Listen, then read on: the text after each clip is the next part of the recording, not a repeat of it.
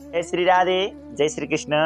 सम्पूर्ण नियमित दर्शकहरूलाई, नयाँ तथा नवीनतम दर्शकहरूलाई म पण्डित कृष्ण घिमिरेको तर्फबाट हार्दिक साधुवाद अर्पण गर्न चाहन्छु। आज पनि म 13 अध्यायको पावन प्रसङ्ग सुस्तानी व्रत कथा अन्तर्गत 13 अध्यायमा के कस्ता प्रसङ्ग रहेका छन्, भगवतीले के कस्ता लीला गर्नुभयो, भगवतीका कथाहरूमा के कथाको वर्णन आयो, यो 13 अध्यायको सम्पूर्ण कथा यहाँहरूलाई म पस्किनेछु। त्योभन्दा पूर्व हात जोडेर भगवती स्वस्तानीमा मन लगाएर यदि छ भने हातमा फुल लिनुहोस्, छैन भने पनि मनलाई नै पुष्प बनाएर स्वस्तानी भगवतीका चरण कमलमा निवेदन गर्नुहोस्। भगवतीले यहाँहरू सबैको मनोकामना पुरा गरिदिनुहुनेछ।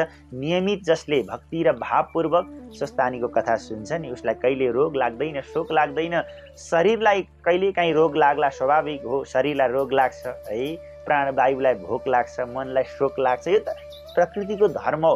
फेरि पनि यदि यहाँहरूले भक्ति र भावले सुन्नुभयो भने यो भवरोग लाग्दैन रे। स्वस्तानीको कथा श्रवण गर्दा भवौषधि भनिन्छ यसलाई, भवको औषधि, यो भवको रोग निको पार्ने यो औषधि हो। यस कारणले गर्दा यो औषधि यहाँहरूलाई म वितरण गर्दैछु, निःशुल्क यो अमृत वितरण गर्दैछु। यहाँहरूले घर घरमा बसेर यहाँहरूले यो कथालाई श्रवण गरिरहनु भएको छ होला। यहाँहरू सम्पूर्णमा म नमन गर्न चाहन्छु, साधुवाद अर्पण गर्न चाहन्छु। आउनुहोस् अब दुई हात जोडेर मङ्गलाचरण गरौँ। मङ्गलाचरण पश्चातमा म यहाँहरूलाई कथा पस्किनेछु।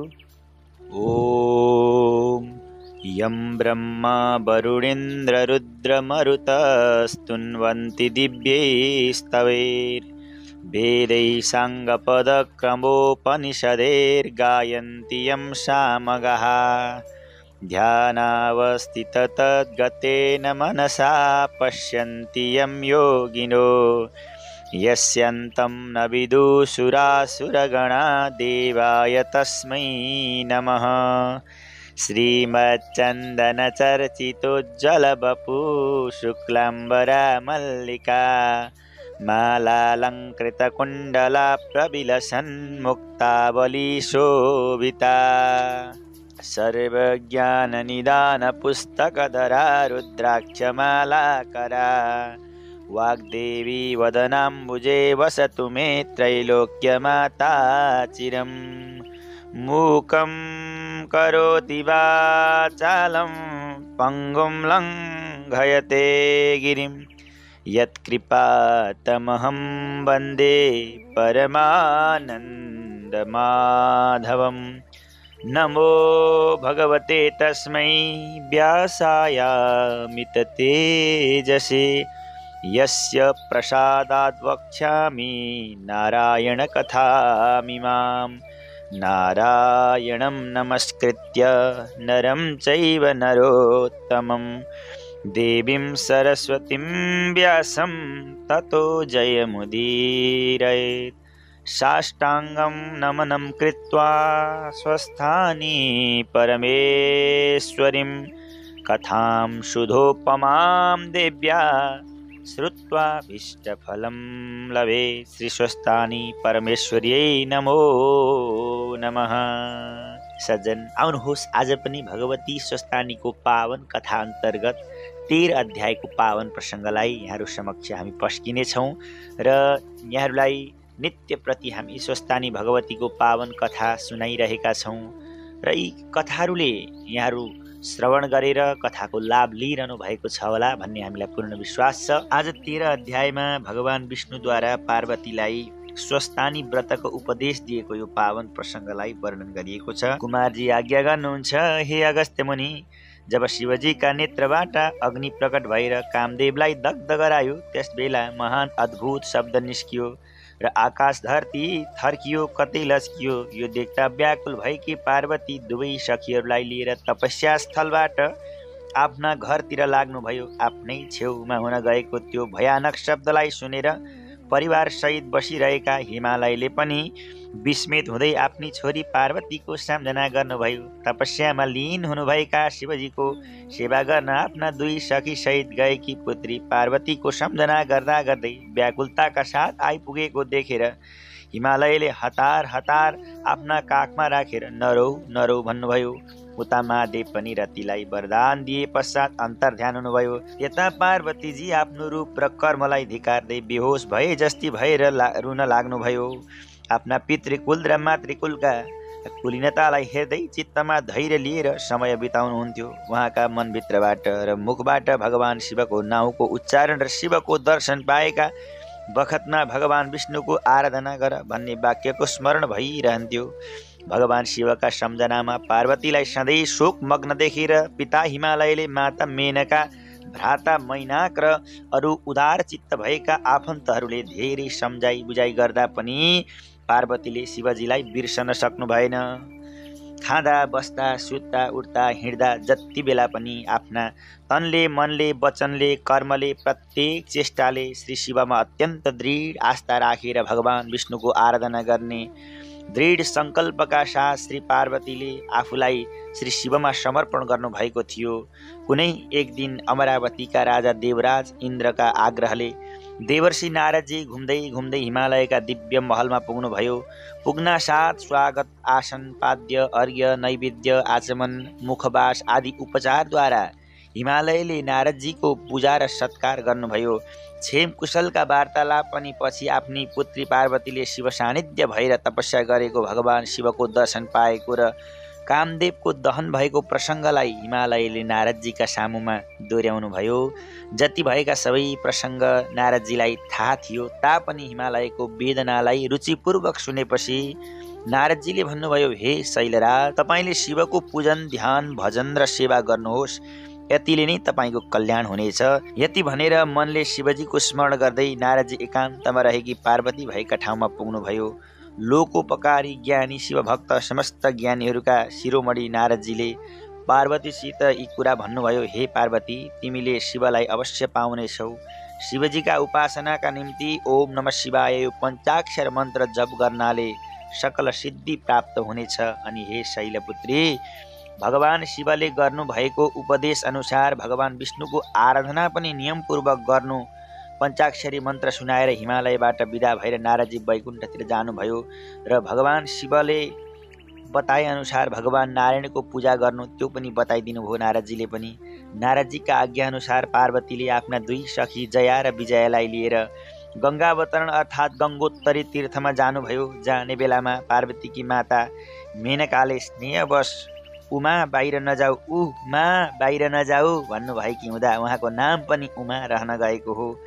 तपस्याका बखतमा सुकेका पात खाएर पार्वतीले प्राणको रक्षा गर्नुभएको थियो, तर केही समयपछि ती सुकेका पात पर्णको पनि त्याग गर्नुभएकाले उहाँको अर्को नाम अपर्णा रहन गयो। यस्तै रूप गुण र कार्यमा विशेष रूपले भगवतीका हजारौं नाम रहन गएका हुन्। हे मुनि, पार्वतीले राम्रा राम्रा वस्त्रको परित्याग गरेर वत्कल वस्त्र र मृग चर्म धारण गरी गङ्गोत्तरीका श्रृङ्गी तीर्थमा गएर तपस्या गर्न लाग्नुभयो।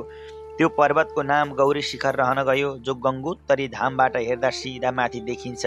त्यो ठाउँमा पार्वतीले अनेक फूल र फलहरूबाट बोट बिरुवा पनि त्यहाँ लगाउनु भयो। नारदजीबाट प्राप्त भएको पञ्चाक्षर मन्त्रका प्रभावले गोरु, सिंह, मुसो, बिरालो, सर्प र मयूर आदि पशु पक्षी आएर वैरभाव त्यागेर पर्वतपुत्री पार्वतीका वरिपरि बस्न लागे। हे मुनि, पार्वती देवीका त्यस्ता कठोर व्रतका प्रभावले सद्गुण र सद्भावले सारा प्राणी सहित त्रिलोकमा नै हर्ष र अमर्ष दुवैले ढाक्यो। विष्णु सहित समस्त देवता, असुर, यक्ष, किन्नर, चारण, सिद्ध, साध्य, मुनि, विद्याधर, ठुला ठुला नाग, प्रजापति, गन्धर्व, गुह्यक, चारण, दानव, दैत्य, मनुष्य, भूत, प्रेत आदिमा ठुलो हल्ला खल्ला हुन गयो। सबै गएर पितामह ब्रह्मामा यो कुरा निवेदन गरे। भगवान विष्णुबाट आज्ञा भयो, हे देवतादि सम्पूर्ण समुदाय, भगवान शिवजीले पार्वतीको पाणी ग्रहण नगरेसम्म पार्वतीका तपस्या गरिरहनेछिन्। अब हामी सबै गएर शिवजीमा निवेदन गर्नुपर्छ। भगवान शिव सबैका स्वामी हुनुहुन्छ अनि दयालु पनि हुनुहुन्छ। यति भनेर भगवान विष्णुले ब्रह्मा सहित सबै देवतालाई साथमा लिएर पार्वतीको तपस्या स्थलको मार्ग हुँदै शिवजीको आश्रममा पुग्नुभयो, जहाँ आफ्ना गणहरू सहित शिवजी रहनु भएको थियो। त्यहाँ पुगेर ब्रह्मा विष्णु सहित इन्द्रादि देवताले नमस्कार पूर्वक भक्तिभावले स्तुति गरे। त्यसपछि भगवान विष्णुले अघि सरेर यसो भन्नुभयो, हे शम्भु, देवताहरूलाई तारकासुर दैत्यले अत्यन्त कष्ट दिइरहेको छ। हे भगवान, हजुरका औरस पुत्रद्वारा नै उसको मृत्यु हुने वर ब्रह्माबाट पाएको छ र हजुरबाट हामीमाथि कृपा होस्। तारकासुरका अत्याचारबाट हाम्रो उद्धार होस्। हे शम्भो, हिमालयद्वारा गरिने पार्वती देवीका कन्यादानलाई हजुरका दाहिने हातले पानी ग्रहण गरेर हामीमाथि अनुग्रह होस्। हजुरका निम्ति नै मेनकाका गर्भबाट पार्वतीको जन्म भएको हो। हजुर र पार्वतीबाट जन्मिएका पुत्रबाट जब तारकासुरको वध हुन्छ तब मात्र हाम्रो रक्षा हुन्छ। विष्णु भगवानको यो प्रार्थना सुनेर शिवजीले भन्नुभयो, हे विष्णु, हे देवगण, विवाह भनेको ठुलो बन्धन हो अनि विषयलाई त्याग्नु नै ठुलो कल्याण हो। तर पनि तपाईँहरूका उद्धारका निम्ति म शिवाको पार्वतीको पाणी ग्रहण गरौँला। निश्चिन्त हुनुहोस्। भगवान शिवका यी वचन सुनेर प्रसन्न भएका ब्रह्मादि देवता आफ्ना आफ्ना लोकमा जानुभयो। यी कथा सुनिसकेपछि मनमा अति आनन्द मानी भगवान शिव र भगवती पार्वतीलाई हृदयका आसनमा राखेर अगस्त्य मुनिले कुमारसित प्रश्न गर्नुभयो, हे कुमारजी, शिवजीका आज्ञा अनुसार पार्वतीले श्री विष्णुको आराधना गर्नुभयो र भगवान विष्णुबाट पार्वतीले पाउनु भएको उपदेशको पुण्य प्रसङ्ग जो हो त्यो सुन्नका निम्ति मन अत्यन्त लालायित भइरहेको छ। कृपा गरी मेरो इच्छा पूर्ण गराइदिनुहोस्। अगस्त्यजीको यो आग्रह सुनेर अत्यन्त प्रसन्न भएर कुमारजी आज्ञा गर्नुहुन्छ, हे अगस्त्य मुनि, भगवान शिवबाट पार्वतीलाई श्री विष्णुको आराधना गर्नु र उहाँबाट प्राप्त भएको उपदेशलाई पालना गर्नु भनी भगवान शिव अन्तर्ध्यान हुनुभएको, काम दहन भएको त्रासादी अवस्था पार्वती बाबा आमासित गएको, नारदजीद्वारा पञ्चाक्षर मन्त्रको उपदेश पाएर गङ्गोत्तरीका श्रृङ्ग तीर्थमा गएर पार्वती पुनः तपमा लागेको पुण्य चरित्र मैले तपाईँलाई सुनाएँ। त्यसै श्रृङ्गी पर्वतमा पार्वतीजीले श्री शिवको आज्ञा शिरोपर गरी भगवान विष्णुको आराधना गर्न लाग्नुभयो। भगवान विष्णु कहिले प्रसन्न हुनुहुनेछ र दर्शन पाउला, उपदेश पाउली भन्ने आशयले नाना प्रकारका व्रत, उपवास, स्नान, दान, जप, पाठ, पूजा आदि कृत्यहरू नियमपूर्वक गर्दै श्री विष्णुका दर्शनका लागि पार्वती दृढ रहनुभयो। तिनका भक्ति, उपासना र व्रतले प्रसन्न हुनुभएका भगवान विष्णु चार हातमा शङ्ख, चक्र, गदा, पद्म धारण गरी पार्वतीका सामुमा प्रकट हुनुभयो। पार्वतीले पनि हर्ष उल्लासका साथ भगवानको स्तुति गर्नुभयो। प्रसन्न हुनुभएका भगवान विष्णुबाट पार्वतीलाई इच्छित वर माग्नका निमित्त आज्ञा भयो। यस्तो आज्ञा पाएर पार्वतीजीले श्री महादेव स्वामी पाऊँ भनेर वरदान माग्नुभयो। पार्वतीको यस्तो इच्छा बुझेर श्री विष्णुबाट आज्ञा भयो, हे पार्वती, तिम्रो मनोकामना पूर्ण होस् भन्नका निमित्त कुनै पनि तीर्थ, व्रत, दान, धर्म, जप, तप आदिले प्राप्त गर्न नसकिने सर्वोत्तम व्रत छ जो त्यो म तिमीलाई बताउँछु। जुन गर्नाले आफूले चिताएको प्रत्यक्ष पूर्ण हुन्छ। तिमीले विधिपूर्वक त्यो व्रत गर्यौ भने अवश्य पनि श्री महादेव स्वामी पाउँछौ। जुन महान व्रतलाई श्री स्वस्थानी परमेश्वरीको व्रत भनिन्छ। हे गिरिराज पुत्री, म तिमीलाई यो व्रत गर्ने समय, विधि र महिना बताउँछु। चित्त लगाएर सुनाई, ध्यान दिएर। प्रत्येक संवत्सरमा आउने पौष शुक्ल पूर्णिमाका दिनदेखि यो व्रत आरम्भ गर्नुपर्दछ। पौष कृष्ण चतुर्दशीकै दिन हात गोडाका नङ काटेर मन, वचन र कर्मलाई पवित्र पारेर एक भक्त रही नित्य प्रातःकालमा स्नान गरी नित्य मध्याह्न कालमा श्री महादेव सहित श्री स्वस्थानी परमेश्वरीको पूजा गर्नुपर्छ। महादेवको पूजा गर्दा पवित्र ठाउँबाट ल्याइएको बालुवाको शिवलिङ्ग बनाएर पञ्चोपचार अथवा षोडशोपचार अथवा जुटाउन सके जति उपचार सकिन्छ नित्य मध्याह्न कालमा पूजा गरेर धूप, बाती, पुष्पाञ्जली, आरती गरेर तिलक पाती लगाई प्रसाद लिनुपर्छ। श्री स्वस्थानी परमेश्वरी सहित बालुकामय शिवलिङ्गमा श्री महादेवको नित्य पूजा गरेर महिना दिन पुगेपछि अर्थात् माघ शुक्ल पूर्णिमाका दिन व्रतको समाप्ति अर्थात् उद्यापन गर्नुपर्दछ।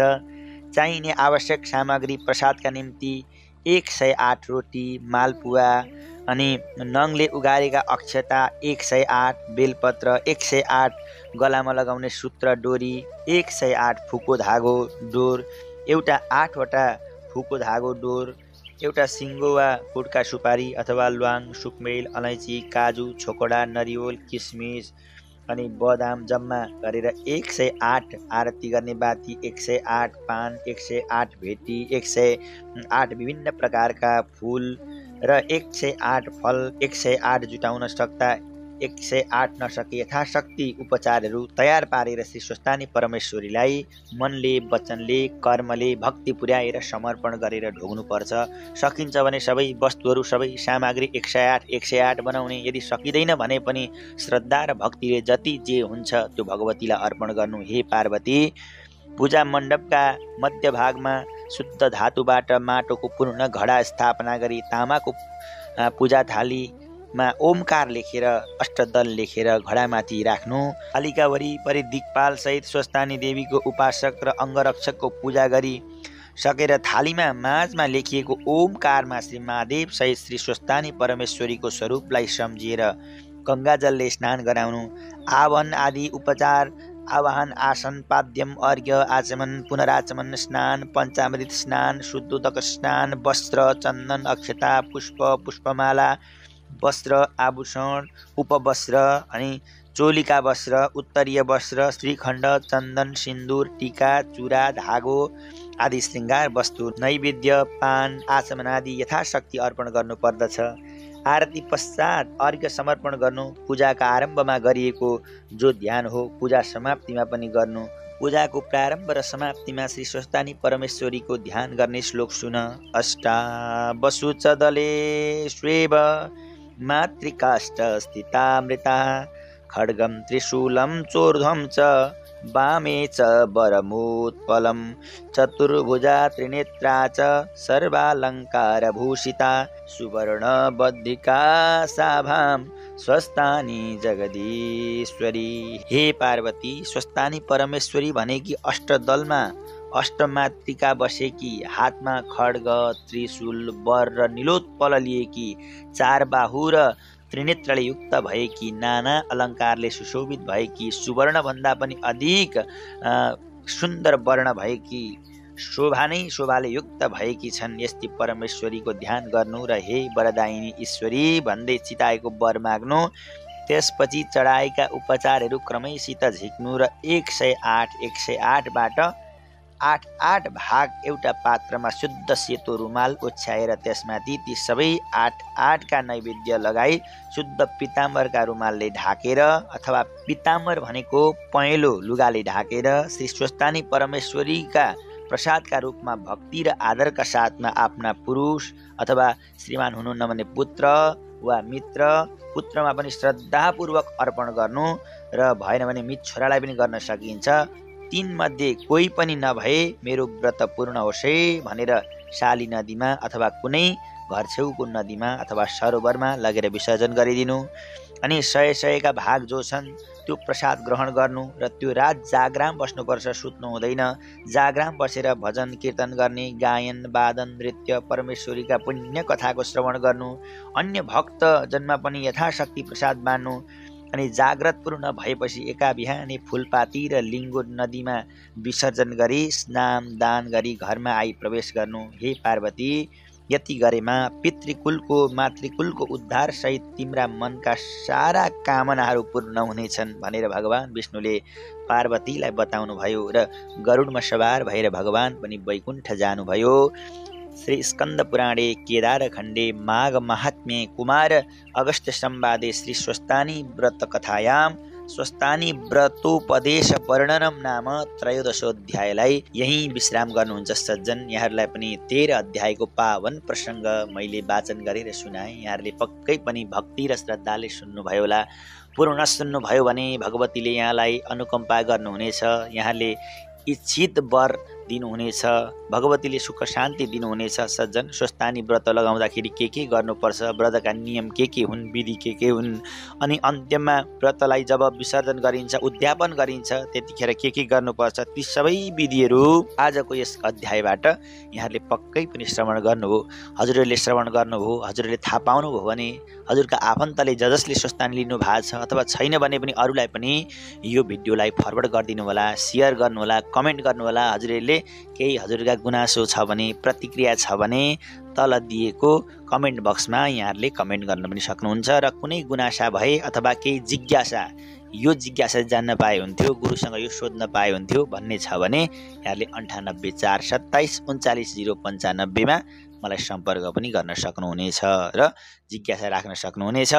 सज्जन, आउनुहोस् अब दुवै हात जोडेर भक्तिभावपूर्वक हामी प्रार्थना गरौँ। ओम उपनयतु मङ्गलं व सकल जगन् मङ्गलालय श्रीमान् दीनकर किरण नवोदित नवनलिन दल निवेक्षणः श्रीकृष्णः काले वर्षतु पर्जन्य पृथिवी सस्यशालिनी देशोऽयं क्षोभरहितो ब्राह्मणा सन्तु निर्भया अपुत्रा पुत्रिण सन्तु पुत्रिण सन्तु पौत्रिण निर्धना साधना सन्तु जीवन्तु शरदां शतम् तत्रैव गंगा यमुना च तत्र गोदावरी सिन्धु सरस्वती च तीर्थानि सर्वाणि वसन्ति तत्र यत्राच्युतोदार कथा प्रसंग या कुन्देन्दु तुषारहार धवला या शुभ्रवस्त्रावृता या वीणावरदण्डमण्डितकरा या श्वेतपद्मासना या ब्रह्माच्युतशङ्कर प्रभृतिभिर्देवैः सदा वन्दिता सा मां पातु सरस्वती भगवती निशेषजाड्यापहा कायेन वाचा मनसेन्द्रियैर्वा बुद्ध्यात्मना वानुसृते स्वभावात् करोमि यद्यत् सकलं परस्मै नारायणायेति समर्पयेत् अनन्यचेतसा भक्त्या श्रुतं यच्च कथामृतं समर्पयामि तत्सर्वं स्वस्थानीं परमेश्वरीं श्रीस्वस्थानी परमेश्वर्यै नमो नमः। भवतु सर्वमङ्गलम्।